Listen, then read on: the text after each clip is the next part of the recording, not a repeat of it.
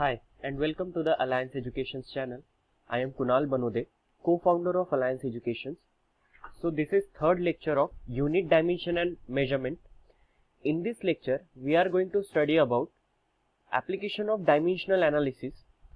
In your syllabus, there are 3 applications are given, out of which we are going to cover 2 applications in this lecture. First of all, I want to tell you about Alliance Educations. So Alliance Educations is starting online program and online plus classroom program. You can register for any of these, and after registration you will be provided with notes and worksheet of respective topics, and there will be online test and quiz, and we will be available for online guidance and doubt session on video call after your registration. Then we focus on concept clearing and to the point explanation for easy remembrance of the student. And इसके अलावा अगर आपको कोई और doubt है तो आप given contact number पे हमें कॉल कर सकते हैं. सो लेक्चर स्टार्ट करते हैं. Application of dimensional analysis. So first application दिया हुआ है to find the unit of physical quantity in a given system of units. Suppose हमें एक फिजिकल क्वांटिटी गिवन है एंड हमारे पास उसके डायमेंशंस है. सो डायमेंशन के हेल्प से हम यूनिट डिटरमाइन कर सकते हैं. मैंने क्या कहा कि अगर हमें डायमेंशन पता है या किसी तरीके से हम डायमेंशन फाइंड आउट कर सके, सो डायमेंशन की हेल्प से यूनिट पता करना इजी हो जाता है. एक एग्जांपल देखते हैं हम. जैसे कि सभी को पता है work done. Work done is given by force into displacement. Force into displacement. So we need to find out unit of work done. हमें वर्क डन का यूनिट फाइंड आउट करना है. जैसे कि लास्ट लेक्चर अगर आपको याद है तो हमने फोर्स का डायमेंशन देखा है. फोर्स का डायमेंशन था m1 l1 t-2 and displacement is the length जिसका डायमेंशन l ही होगा. सो यहां हम क्या करेंगे, फोर्स के जगह डायमेंशन हम सब्स्टिट्यूट कर देंगे. तो फोर्स का डायमेंशन हो जाएगा m1 l1 t-2 and displacement is the length. So यहां पे आ जाएगा इसका डायमेंशन l1. अब यहां पर m1 as it is, l1 and l1 basis same है, पावर ऐड होंगे 1 + 1 2 and t-2. So work done का इससे यूनिट क्या मिलता है, m1 आया. m stand for mass and mass का ऐसा यूनिट होता है kg. L stand for length. Length का ऐसा यूनिट होता है मीटर, बट L स्क्वायर है so it should be metre square. And T stand for time and time का ऐसा यूनिट होता है second. So it is second power -2. So overall हम इसे लिख सकते हैं kg metre square. Second power -2 को पर सेकेंड स्क्वायर भी हम लिख सकते हैं. सो इस तरीके से हम वर्क डन का डायमेंशन पता कर सकते हैं एंड डायमेंशन की हेल्प से यूनिट भी. सो इसका ये हो गया SI यूनिट. सो इसका CGS यूनिट क्या होना चाहिए, हम CGS यूनिट भी लिख सकते हैं. CGS में मास ग्राम से रिप्रेजेंट किया जाता है, लेंथ सेंटीमीटर से रिप्रेजेंट की जाती है. लेंथ का स्क्वायर है तो सेंटीमीटर स्क्वायर हो जाएगा, एंड CGS में टाइम के लिए सेकेंड ही दिया हुआ है. सो ग्राम सेंटीमीटर स्क्वायर पर सेकेंड स्क्वायर. सो ये होगा CGS unit of work done. So आइए इसके बेसिस पे हम कुछ क्वेश्चन सॉल्व करके देखते हैं. अब ये क्वेश्चन सॉल्व करने के पहले मैं आपको बताना चाहूंगा principal of dimensional homogeneity. So dimensional homogeneity का प्रिंसिपल होता क्या है, पहले अच्छे से इसे समझ लेते हैं. Principle of dimensional homogeneity. So इसमें ऐसा होता है कि अगर हमारे पास कोई एक इक्वेशन गिवन है, फॉर एग्जाम्पल जैसे कि हमने काइनेमेटिक इक्वेशन देखे है v = u + at.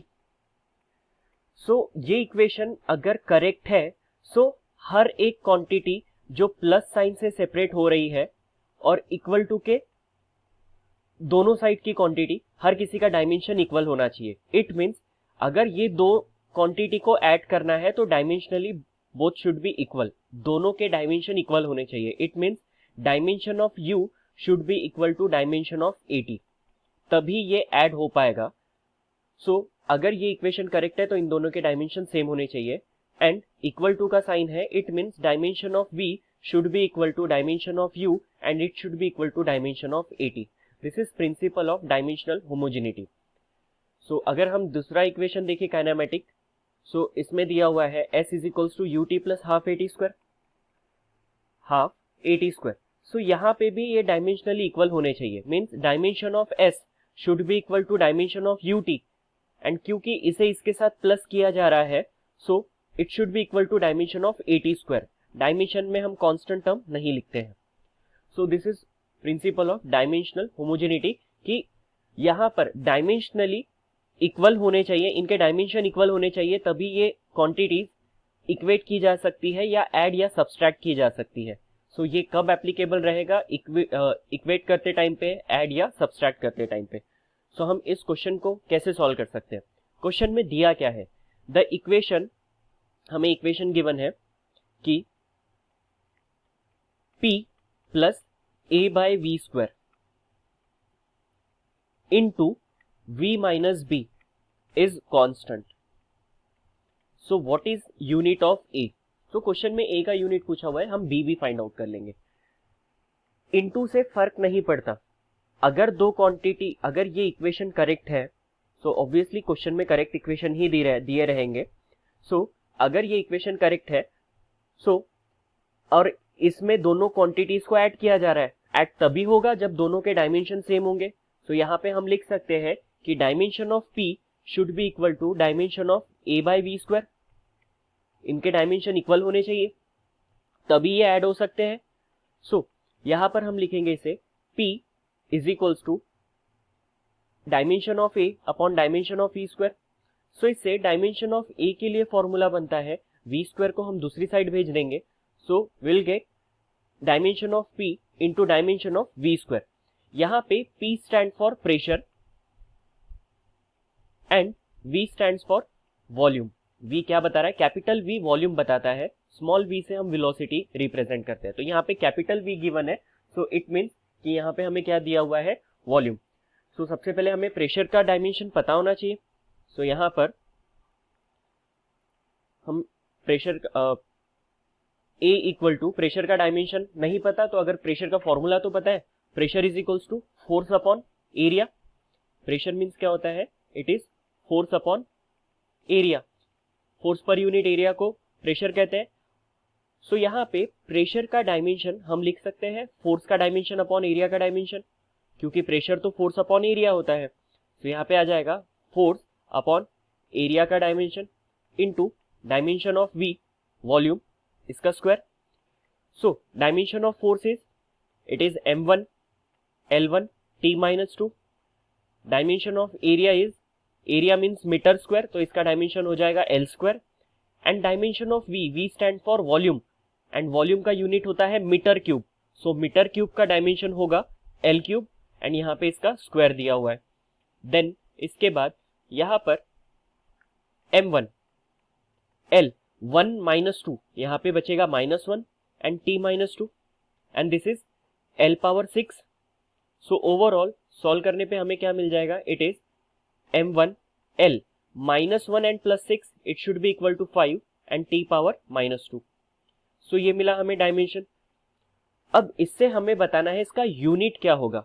So unit के लिए हम क्या करेंगे, यहाँ पे मैं ऊपर लिखता हूँ कि A का डायमेंशन हमें मिलता है, it is m1 L5 T-2, and आप यूनिट देख सकते हैं सभी CGS सिस्टम में दिए हुए हैं। डाइन जो है ये न्यूटन का CGS है, मतलब फोर्स का CGS यूनिट है। फोर्स का CGS यूनिट क्या होता है, डाइन।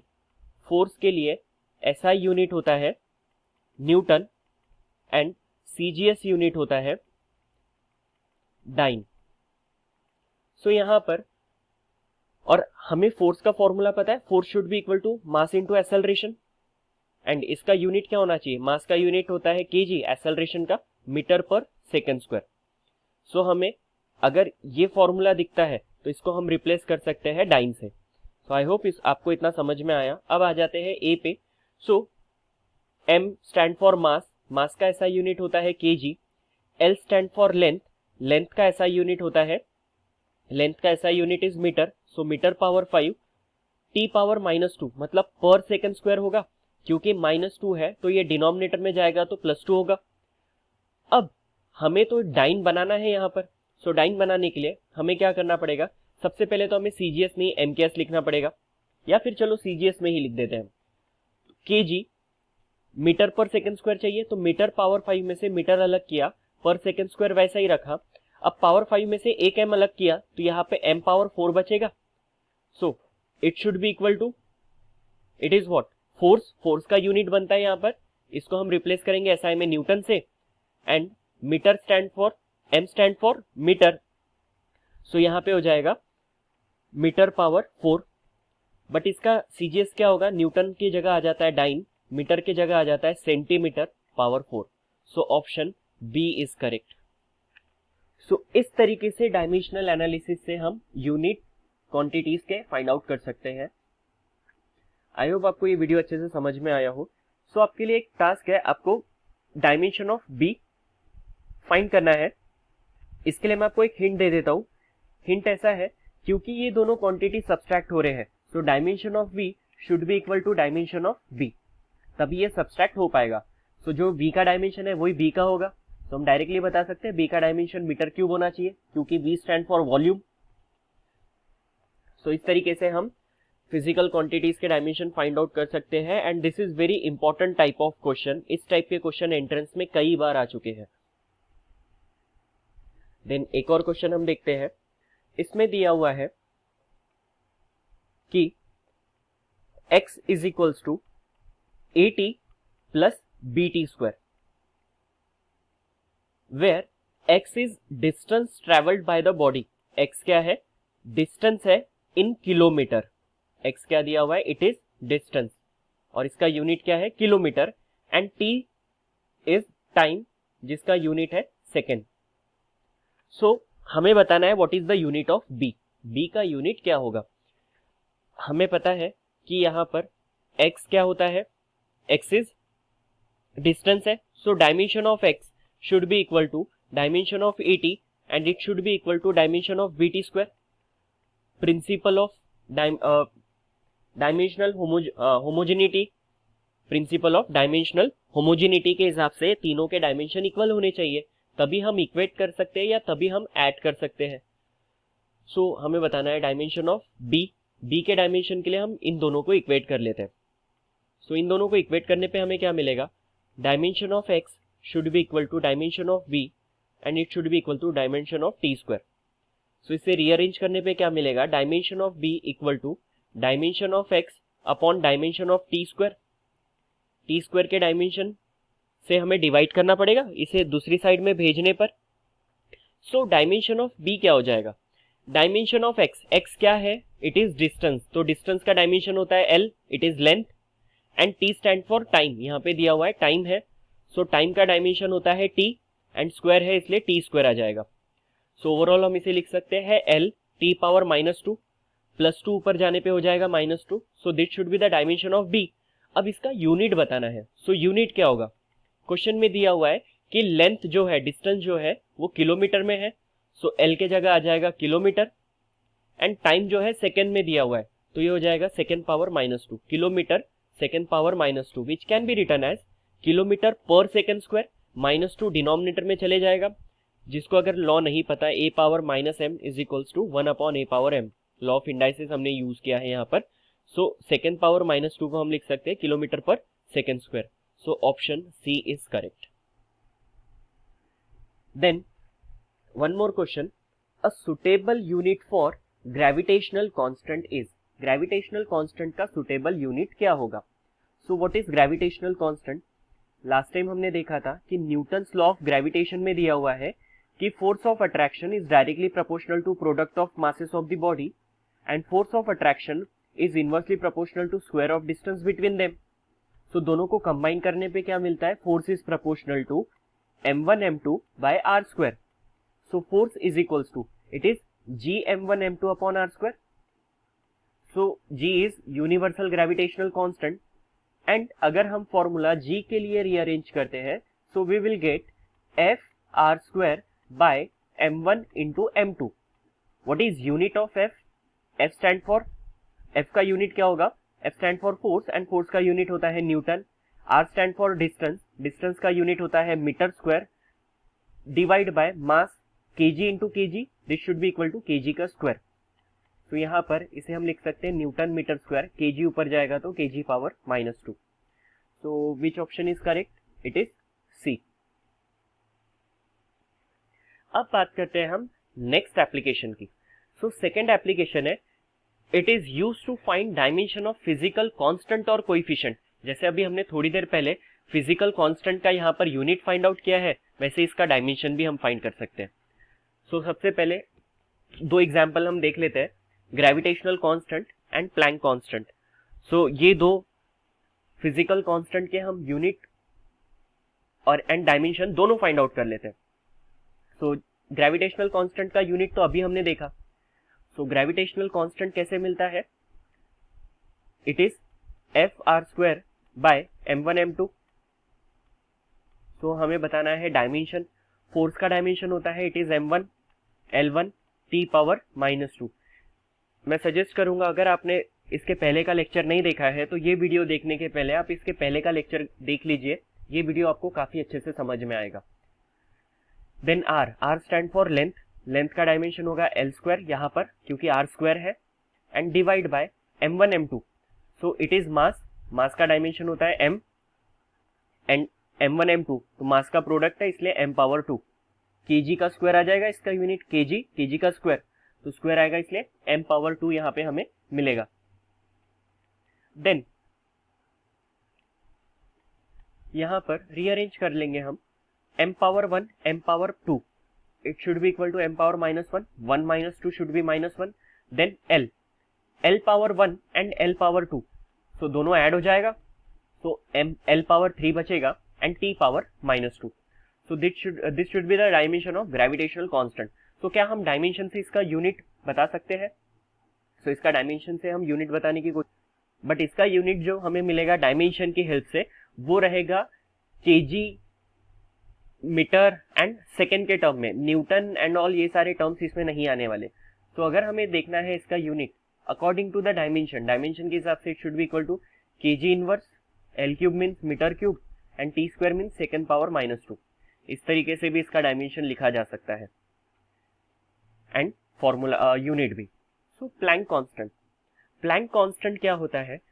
मैक्स प्लैंक जो है इन्होंने बताया था कि लाइट जो है वो एनर्जी पैकेट के फॉर्म में ट्रैवल होती है, जिसके बारे में हम और डिटेल में स्टडी करेंगे. आप अगर पैरेलली केमिस्ट्री के भी लेक्चर फॉलो कर रहे हो, सो केमिस्ट्री का जो थर्ड लेक्चर है आप उसमें देख सकते हो कि उसमें एक्सप्लेन किया हुआ है कि लाइट एनर्जी जो है वो स्मॉल एनर्जी पैकेट के फॉर्म में भी ट्रैवल होती है. सो हर एक इंडिविजुअल पैकेट की एनर्जी जो है वो किस फॉर्मूले से मिलती है? h nu, where E stand for energy and nu stand for frequency. इसे रीड कैसे किया जाता है? न्यू. देन सो इससे h के लिए फॉर्मूला रीअरेंज क्या होगा? E by nu. So dimension of h should be equal to dimension of E by dimension of nu. So dimension of E क्या होता है? E is energy, and energy को हम कह सकते हैं यहां पर कि एनर्जी कैसे मेजर की जाती है? वर्क डन से. सो जो वर्क डन का डायमेंशन होगा वही एनर्जी का होगा. It should be equal to m1 L2 t-2. And frequency, frequency क्या होता है? Frequency is given by reciprocal of time. तो इसका डायमेंशन होना चाहिए t पावर -1. तो यहाँ पे डायमेंशन आ जाएगा t power -1. Then m1 L2 t power -2 and -1. तो ये हो जाएगा t पावर -2, t पावर -1 दिया हुआ है तो इसे लिख सकते हैं t पावर -2 -1. बेसिस सेम है एंड डिवाइड में है तो ये सब्सट्रैक्ट होंगे, तो हमें मिलेगा t पावर -1. तो ये रहेगा डायमेंशन ऑफ प्लैंक कांस्टेंट. सो आइए इस पे बेस्ड भी हम कुछ क्वेश्चन सॉल्व करते हैं। सो इसमें फर्स्ट क्वेश्चन है, a force F is given by equation F is equals to AT plus BT square, where T is time. F क्या है? Force and T is time. What are the dimensions of A and B? A और B के हमें dimensions बताने हैं। So according to the principle of dimensional homogeneity हम लिख सकते हैं कि dimension of force it should be equal to dimension of AT and it should be equal to dimension of BT square. तीनों के डायमेंशन इक्वल होने चाहिए। सो यहाँ पर A फाइंड आउट करने के लिए हमें AT को इक्वेट करना पड़ेगा फोर्स से। सो यहाँ पे हम लिख सकते हैं, पहले इन दोनों को इक्वेट कर देंगे। सो इक्वेट करने के लिए हमें लिखना पड़ेगा dimension of force should be equal to dimension of A into dimension of T। So इससे डायमेंशन ऑफ A हमें क्या मिलेगा? It is dimension of force upon dimension of T। Then dimension of force is it is M1 L1 T minus 2 and dimension of T is T time. So overall हमें मिलता है M1 L1 T power -3 -2, फिर divide में इसलिए -1 हो जाएगा, तो ये हो जाएगा -3। सो हमें A का डायमेंशन मिलता है M1 L1, यहीं पर तो ऑप्शन A और B में से कोई एक करेक्ट होगा। C और D तो ऑप्शन यहीं पर ही कैंसिल आउट हो गए। तो ऐसे भी आप सॉल्व कर सकते हो ऑप्शन कैंसिल करके। अगर यहाँ पर यही एक करेक्ट होता, इसकी जगह कुछ और होता, तो हम डायरेक्ट ऑप्शन B को राइट कर देते थे। इससे हमारा टाइम सेव हो सकता है। अब हम बात करते हैं B फाइंड आउट करने के लिए। देन कलर चेंज कर लेते हैं। यहाँ पे हम लिख सकते हैं कि फोर्स का डायमेंशन जो है it should be equal to dimension of B into dimension of T square. तो इससे हमें डायमेंशन ऑफ B क्या मिलेगा? It is dimension of force upon dimension of T square. What is dimension of force? It is M1 L1 T minus 2 and T square का dimension होगा T square. Then M1 L1 T power -2 and divide में इसलिए minus, ये 2 ऊपर जाएगा तो -2 होगा। So it should be equal to -4। So which option is correct? It is option B। Next दिया हुआ है, a position of particle at time t is given by the relation x is a function of t। x in bracket t मतलब कि ये t का function है, is given by nu naught divide by alpha into 1 minus C power minus alpha T. And यहाँ पे दिया हुआ है न्यू नॉट जो है it is constant. New not क्या है? कांस्टेंट है and alpha is greater than 0। So what is the dimension of nu not and alpha respectively? दोनों के डायमेंशन क्या होंगे? लेकिन हमें तो पता ही नहीं है कि अल्फा यहाँ पे क्या रिप्रेजेंट कर रहा है, बट न्यू नॉट तो दिया हुआ है कि इट इज कांस्टेंट। सो यहाँ पे आपको दो बातें याद रखनी है। कभी भी अगर एक्सपोनेंशियल फॉर्म में कुछ दिया हुआ है, सपोज a पावर b दिया हुआ है इस फॉर्म में, सो रिमेंबर b जो है इट शुड बी डायमेंशनलेस। ये कैसा होना चाहिए? डायमेंशन लेस होना चाहिए। एंड अगर हमें कुछ इस तरीके से फंक्शन दिया हुआ है sine suppose theta, so theta भी डायमेंशन लेस होना चाहिए। सो यहाँ पे दो चीजें हमें याद रखनी है कि किसी भी नंबर का पावर एंड किसी का भी एंगल, कोई भी क्वांटिटी का एंगल, दोनों हमेशा कैसे रहेंगे? Dimension less. So alpha find out करने के लिए यहाँ पे एक हिंट ऐसी है कि ये तो पावर में दिया हुआ है and power should be dimensionless, मतलब alpha T should be dimensionless. Dimensionless होने के लिए जो टी का डायमेंशन होगा, अल्फा का डायमेंशन उसका रेसिप्रोकल होना चाहिए, तभी वो कैंसिल हो जाएगा एंड ये डायमेंशन लेस बन जाएगा। ए को अगर हम 1/a से डिवाइड करेंगे तभी तो ये डायमेंशन लेस होगा। सो अल्फा का dimension should be equal to 1/t के बराबर होना चाहिए एंड इट इज t का डायमेंशन होगा t। सो अल्फा का डायमेंशन हमें मिलता है t इनवर्स। तो यहाँ पे अल्फा का डायमेंशन t इनवर्स a और b में दिख रहा है। सो ऑप्शन सी और ऑप्शन डी यहाँ पे कैंसिल हो जाते हैं। अब बात करते हैं हम न्यू नॉट की। सो न्यू नॉट का डायमेंशन क्या होना चाहिए? सबसे पहले ये जो क्वांटिटी है 1 से इंटू होगी, so itself as it is रहेगा एंड इक्वल टू का साइन है, इट मीन्स हर टर्म के डायमेंशन इक्वल होने चाहिए। तो हर टर्म के डायमेंशन इक्वल होने चाहिए, तो इसे हम कह सकते हैं कि न्यू नॉट अपॉन अल्फा, इसका dimension should be equal to dimension of X. अब इससे वी कैन राइट कि dimension of nu naught is equals to dimension of X into dimension of alpha. Dimension of X क्या होगा, X represent कर रहा है यहाँ पर position of a particle which is distance, so इसका डायमेंशन होगा एल एंड अल्फा का डायमेंशन है टी पावर -1। सो ओवरऑल इसका डायमेंशन हमें क्या मिलता है, L1 T power -1। m missing है तो m का डायमेंशन होगा 0, m0 L1 T power -1। So which option is correct, option A is correct.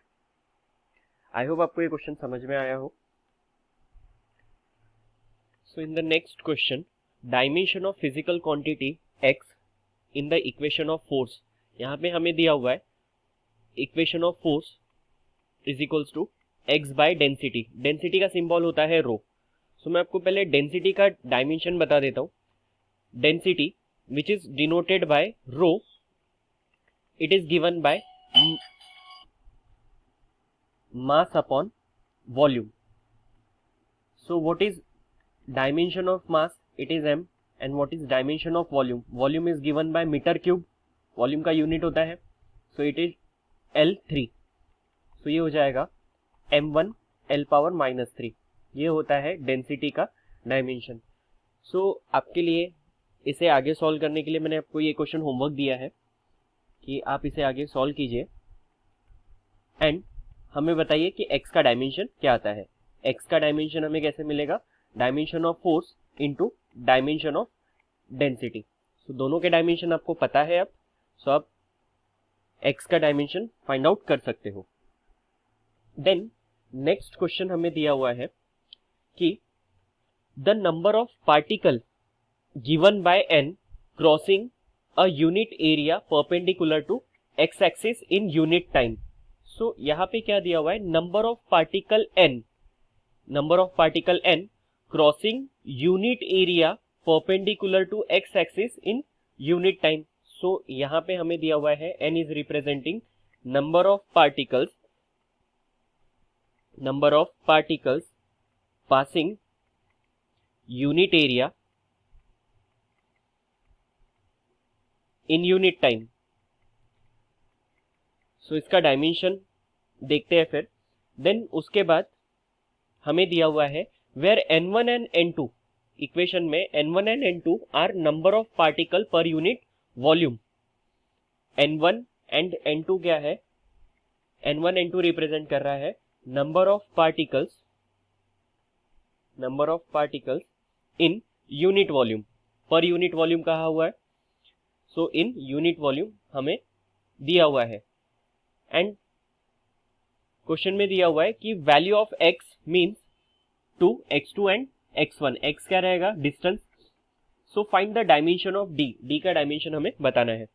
सो सबसे पहले हम इंडिविजुअली n और n1 n2 का डायमेंशन निकाल लेते हैं। सो n के लिए कहा है कि n is number of particle divided by unit area and unit time. So number of particle, number का डायमेंशन नहीं होता है, एरिया का डायमेंशन क्या होगा, एरिया का डायमेंशन रहेगा L², मीटर स्क्वायर यूनिट होता है उसका, तो इसलिए डायमेंशन होगा L², और टाइम का यूनिट होता है सेकेंड, तो उसका डायमेंशन हो जाएगा t। सो इसे हम ओवरऑल लिख सकते हैं L power -2 and t power -1। सो ये होगा डायमेंशन ऑफ n। अब बात करते हैं हम डायमेंशन ऑफ n1 n2 की। इसमें क्या दिया हुआ है कि n1 n2 रिप्रेजेंट कर रहा है number of particle in unit volume. So divide by dimension of volume होगा यहाँ पर। सो नंबर ऑफ पार्टिकल का तो डायमेंशन कुछ नहीं रहने वाला है, सो वॉल्यूम का डायमेंशन होगा metre cube, it is represented by L3। So overall हमें मिलेगा L पावर -3। सो अब बात करते हैं हम d के लिए। सो d के लिए फॉर्मूला रीअरेंज कैसे होगा, d के लिए रीअरेंज करने पे मिलेगा d is equals to n into x2 minus x1 divided by n2 minus n1। क्योंकि ये सब्सट्रैक्ट हो रहे हैं तो दोनों का डायमेंशन सेम होगा, इन दोनों का भी सब्सट्रैक्शन है तो डायमेंशन सेम ही है, वैसे भी हमने पहले फाइंड आउट कर लिया है।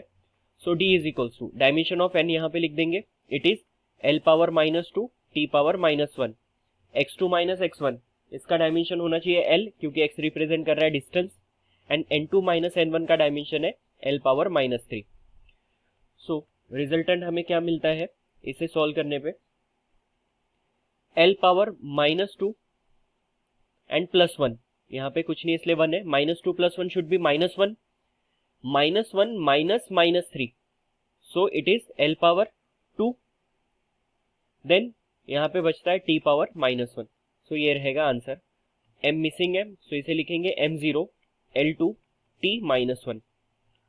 सो which option is correct? Option D is correct. अब बात करते हैं नेक्स्ट क्वेश्चन में दिया हुआ है potential energy of a particle varies with distance x।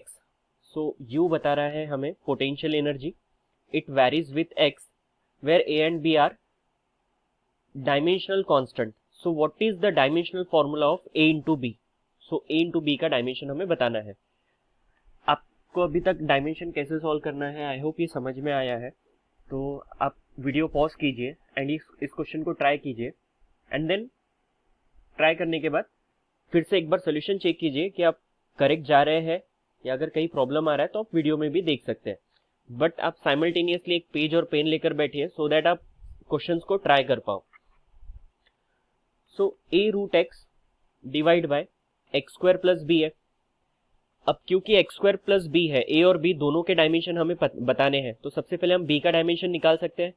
b का डायमेंशन x² के बराबर होना चाहिए क्योंकि ये दोनों ऐड हो रहे हैं। सो हम लिख सकते हैं यहाँ पे dimension of b should be equal to dimension of x²। So it is should be equal to dimension of l²। x means length, और लेंथ का डायमेंशन होता है l, और x² है तो यहाँ पे आ जाएगा l²। सो u है पोटेंशियल एनर्जी, a के लिए रीअरेंज कर लेते हैं हम फॉर्मूला यहाँ पर। सो यहाँ पे पोटेंशियल एनर्जी है u, सबसे पहले हम डायमेंशन लिख देते हैं सबके। u का डायमेंशन होता है m1 l2 t -2, क्योंकि एनर्जी कोई भी हो सबका डायमेंशन सेम होगा, is equals to a, dimension नहीं पता, रूट x होता है लेंथ और उसका डायमेंशन l रहेगा और पावर में 1/2, divide by x² plus b, दोनों ऐड किए जा रहे हैं और दोनों का डायमेंशन इक्वल है l²। सो a के लिए रीअरेंज करने पे हमें क्या मिलता है, it is m1 l2 t -2 into l² हो जाएगा ये दूसरी साइड में जाने पे, और ये l पावर 1/2 दूसरी साइड जाएगा तो डिवाइड में जाएगा, तो इसे लिखेंगे l पावर 1/2।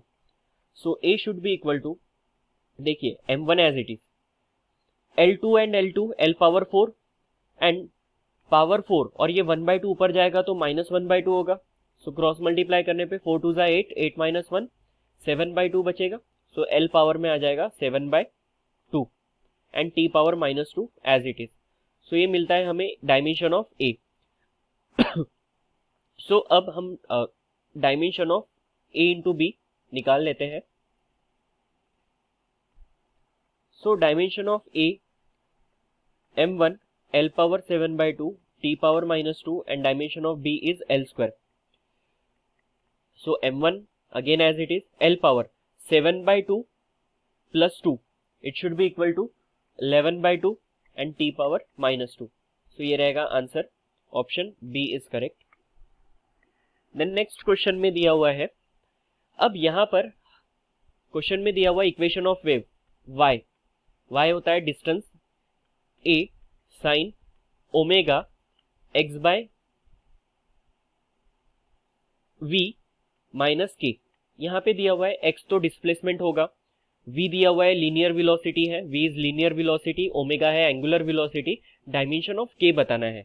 अब इक्वेशन चाहे कितना भी बड़ा हो, हमें पता है कि एंगल जो भी है पूरा एंगल रहेगा डायमेंशन लेस होना चाहिए, बट हमें उसकी भी जरूरत नहीं है क्योंकि यहाँ पे ओमेगा है एंगुलर वेलोसिटी। हमें बताना है डायमेंशन ऑफ k, तो क्वेश्चन सिंपल है, डायमेंशन ऑफ k बताना है। अब k को सब्सट्रैक्ट किसके साथ कर रहे हैं, x बाई v के साथ। सो सब्सट्रैक्ट तभी होगा जब दोनों के डायमेंशन सेम होंगे। सो बस सिंपल है question, dimension of k should be equal to dimension of x by dimension of v। तो ये क्वेश्चन आप होमवर्क लीजिए क्योंकि x है डिस्प्लेसमेंट, v है वेलोसिटी, दोनों के डायमेंशन इजी है, तो इससे आपको रिजल्टेंट डायमेंशन ऑफ k मिल जाएगा। इक्वेशन चाहे कितना भी बड़ा दिखे, आप क्वेश्चन को पढ़िए, उसमें सिंपल टर्म हमें पूछी गई है। सो नेक्स्ट क्वेश्चन, अब ये भी क्वेश्चन आपके लिए होमवर्क है। नेक्स्ट लेक्चर में हम ये दोनों होमवर्क डिस्कस करेंगे, आप इन्हें ट्राई कीजिए। हिंट आपके लिए ऐसा है कि एंगल हमेशा डायमेंशन लेस होंगे, ये पूरी क्वांटिटी डायमेंशन लेस होनी चाहिए, ये भी पूरी क्वांटिटी डायमेंशन लेस होनी चाहिए। सो it should be dimension less. तो इस हिंट के बेसिस पे आप इसे ट्राई कीजिए। नेक्स्ट लेक्चर में इसके सॉल्यूशन के साथ हम लेक्चर स्टार्ट करेंगे। सो अगर आपको लेक्चर पीडीएफ रिक्वायर्ड है तो आप हमें गिवन कॉन्टैक्ट नंबर पे कॉल कर सकते हैं या मेल कर सकते हैं गिवन मेल आईडी पे। अगर ये आपको लेक्चर अच्छा लगा हो, आप हमें सोशल मीडिया पे फॉलो कर सकते हैं। आप फेसबुक पे, इंस्टाग्राम पे अलायंस एजुकेशन को फॉलो कर सकते हैं एंड आप इस पेज का स्क्रीनशॉट लीजिए एंड हमें सोशल मीडिया पे टैग कीजिए with hashtag digital alliance, then हम आपकी स्टोरी शेयर करेंगे। अगर आपको ये वीडियो अच्छा लगा हो तो please hit the like button and हमें कमेंट सेक्शन में बताइए कि आपको वीडियो में क्या अच्छा लगा है और आप क्या इंप्रूवमेंट इसमें चाहते हैं, आगे के लेक्चर्स में आप क्या चाहते हो। And please subscribe the channel for the regular updates. Thank you.